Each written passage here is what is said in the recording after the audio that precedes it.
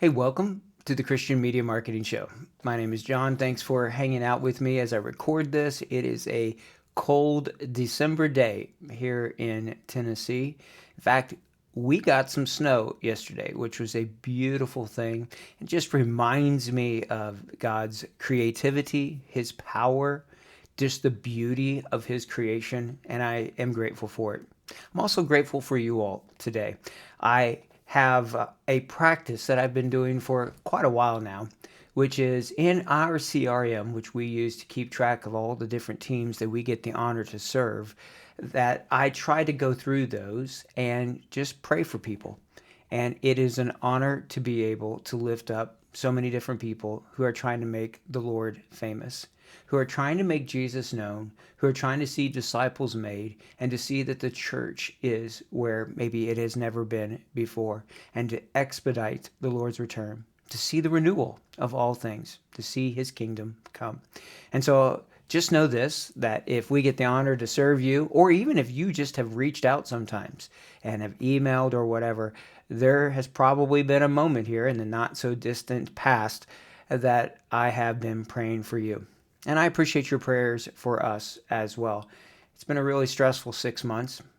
Sometimes I think I see the end of it, and yet, no, there's another bend, there's another turn. But the Lord is faithful, and that's the key thing more than anything else. We live in a time and in a season where things move very, very fast, and where there is not much certainty of really of anything. The tools that you and I use may not be here.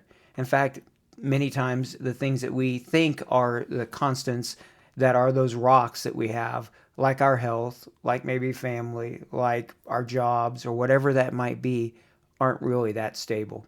And so we just have to roll with it. We have to be able to try to keep our head above waters. We have to make sure that we keep our eyes on Jesus, because he is that rock and he is that standard that we can hold to. And he's the one that goes with us and walks with us and calls us through the different seasons of ministry and of life. And he is so good. And so it is an honor to serve him. And it's an honor to serve him through serving you all, through this podcast, through the weekly marketing newsletter, through the new ads that we put out on our ad resource site, and for those who we get to help with the technology or the marketing, those teams specifically or organizations. It is our honor to serve you all and to serve the King. Now, if you can imagine, when you have your name on a lot of different accounts, you get a lot of emails. And sometimes these emails or phone calls are just Facebook or Google calling, reaching out, saying, hello, I'm the newest person who is your new account person or whatever. And truthfully, a lot of times they're not very helpful, and they're only there for a few months, and then the next person comes in and they really don't get what we're trying to do. So it's easy sometimes to miss if there's some new information.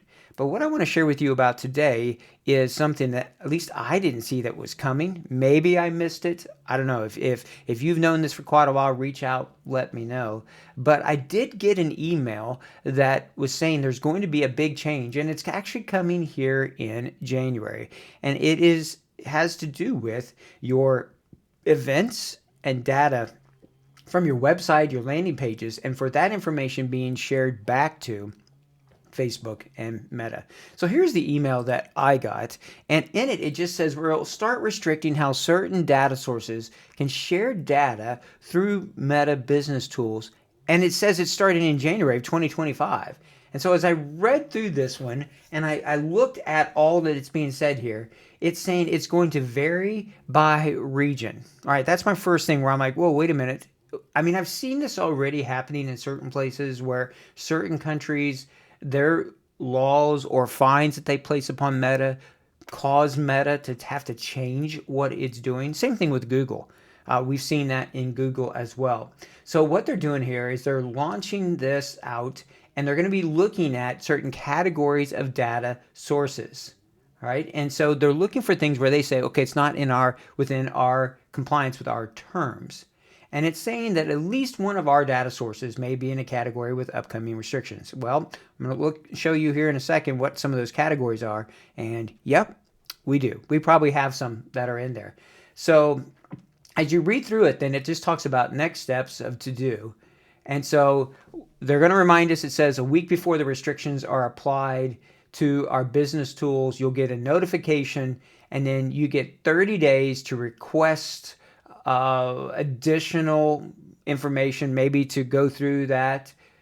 But before all this happens, then this is going, after all of those things have taken place, that's what's going to show up here. And so the events manager, it says go in there, look for your data sources, look at what ones are going, and look under the settings tab, look then to see if any of your information is being throttled or just removed, and it says you can request a review there.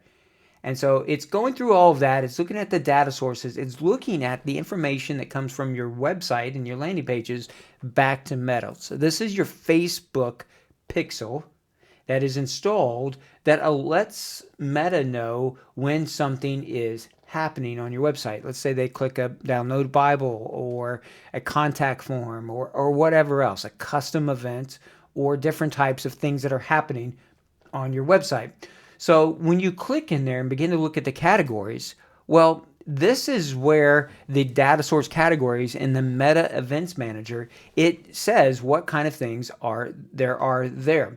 So things like health and wellness. In fact, in some of the different people and social media managers that I follow and information sources, they serve this specific niche of health and wellness, and they are really upset and bothered by it.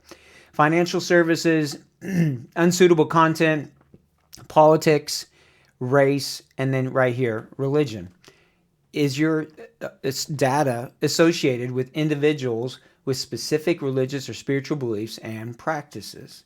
So this is what I've seen. This is why you can't remarket or retarget based upon your Google ads, is because websites where you're driving the traffic to are religious in nature. And so a way we've gotten around that is we'll run a Google ad and to a website, and then we'll remarket or retarget them with Facebook ads. And that one's been okay. But this is where even that strategy looks like it's going to be changing there. I'm still not sure what all is going to happen. And I've been reaching out, trying to get some information. We are searching as a team, and we have met and worked through this to talk through it. But I think things are going to be changing very much here in the near future, in January, actually, of 2025. So what would this mean? So basically, if you retarget on, let's say, people time spent on your website, or they've done something or some sort of a pixel event, you may not be able to do that and create these custom audiences based upon what they have done already on your website. And you might think, well, that's terrible. This is part of our strategy. Here's what I think. I think the information is still there. It's just not available to you and me. In fact, I think that we've been seeing this take place now for quite a while. So as when iOS 14.5 came in and the pixel began to get blocked, and then when GDPR rules and lots of other things were taking place, what we saw was, oh, we can't do these elaborate funnels where we do this, and then 2 weeks later we do that, and we target with these little keywords here and whatever. And yet our results continue to be good, if not better, when we're relying upon the AI and the algorithms. And that's what I think is going to happen here. I'm actually not too worried about it right now. I may look back here and go, whoa, totally missed it, didn't see this coming. But if it's just us not being able to manually do some of these things, when you are consistent with your ads, when you're consistently running ads, even if it's $1 a day, just you're constantly running ads, keeping those algorithms being fed with information about your account and about the people who are engaging with your ads. And that includes then going to your website. So don't remove your pixel. I just think some of this information is going to be removed from what we can do. But I just still think that the algorithm is going to be really, really powerful to figure out the right people who need to be seeing your ad. So this is why if your practice is, what I think is going to need to change, if your practice is to say, okay, well, we're going to do a multi-layer type of one, and we're going to retarget back to this or whatever, you're going to need to change your strategy.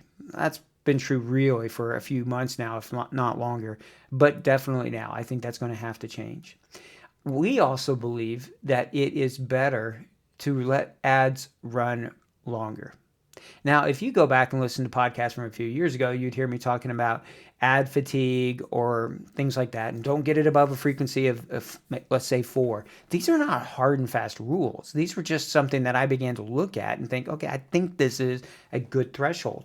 But there's nothing written into that to say that that is the hard and fast number. In fact, with much of the ads, it's the consistency and having them see that message over and over that's actually good.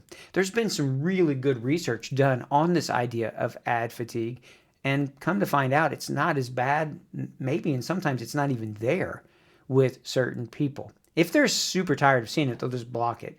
But what I would encourage you to do is run ads and run them longer, and always have ads running.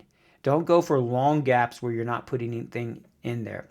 And by giving enough money and enough time, that's where you're going to allow that machine learning, the algorithm, to really figure out people that have been engaging with your ad and who are really watching it, sharing it, saving it, commenting on it, all of that. And that's going to be the thing that's actually going to make, I think, your ad results be as good, if not even better, as you look forward to the future. Well, all of this is just part of an ever-changing social media landscape. And so whether it be cybersecurity, which literally is changing by the hour, whether it be marketing, which is changing a lot, we want to stay on top of that, and we want to share that with you. And so I really encourage you, go to our website, CavanaughMedia.com. You wait there for a few seconds. You'll probably get a pop-up inviting you to our weekly marketing newsletter. You can see the new ads that we're putting up on our website.